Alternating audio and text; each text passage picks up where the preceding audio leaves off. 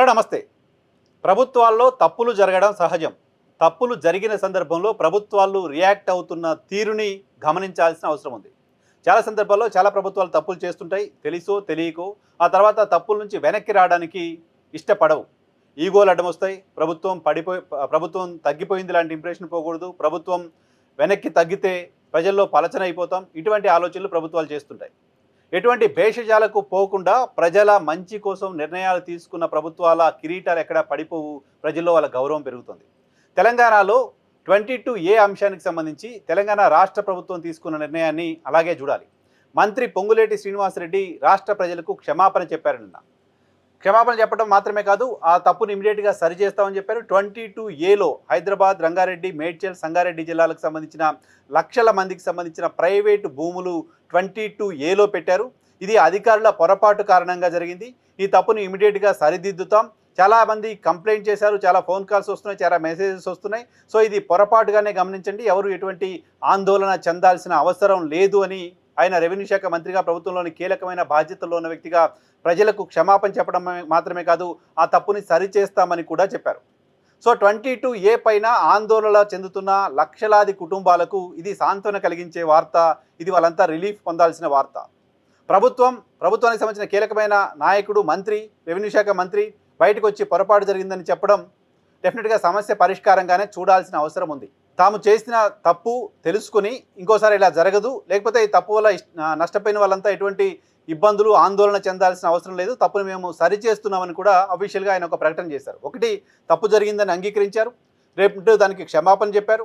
3, ఎటువంటి ఆందోళన అవసరం లేదు, దాన్ని సరిచేస్తామని చెప్పారు.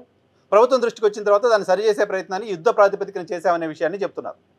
సో ప్రభుత్వం తప్పు చేసిందని ప్రతిపక్షాలు విమర్శలు చేస్తున్న సందర్భంలో అది తప్పు కాదు, ఒప్పే అనే వితండవాదం చేయకుండా తప్పును గమనించి, గుర్తించి సరిచేసుకునే ప్రయత్నం చేయడం ఖచ్చితంగా సరైన అంశంగానే, సరైన చర్యగానే చూడాల్సిన అవసరం ఉంది.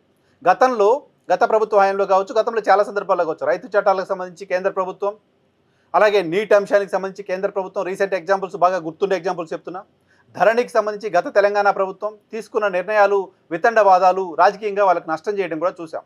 తెలంగాణలో ధరణి పోర్టల్ పట్ల చాలా పెద్ద ఎత్తున వ్యతిరేకత వ్యక్తమైంది.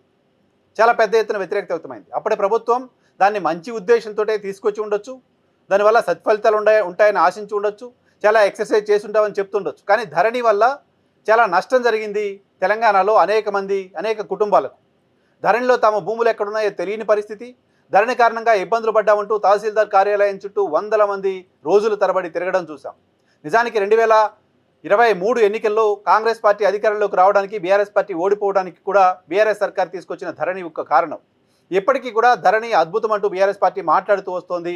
ధరణి వల్ల జరిగిన తప్పుల్ని అంగీకరించలేకపోతుంది. మళ్ళీ మేము అధికారంలోకి వస్తే ధరణిని యాజ్ ఇట్ ఈజ్గా తీసుకురాబోతున్నాం అనే మాట ఖచ్చితంగా బీఆర్ఎస్ పార్టీ ఇప్పటికీ చెప్పలేకపోతుందంటే అప్పుడు తప్పు జరిగిందని గమనిస్తోంది. సో ప్రభుత్వాలుగా అప్పుడే బీఆర్ఎస్ పార్టీ అధికారంలో ఉన్న సమయంలోనే ధరణిలో ఉన్న అక్రమాలని గమనించి, గుర్తించి దాన్ని ఆపేయడమో లేకపోతే వాటిని సవరించే ప్రయత్నమో చేస్తుంటే వాళ్ళకి రాజకీయంగా నష్టం జరిగేది కాదు, ప్రభుత్వ కిరీటం ఏం పడిపోయేది కాదు.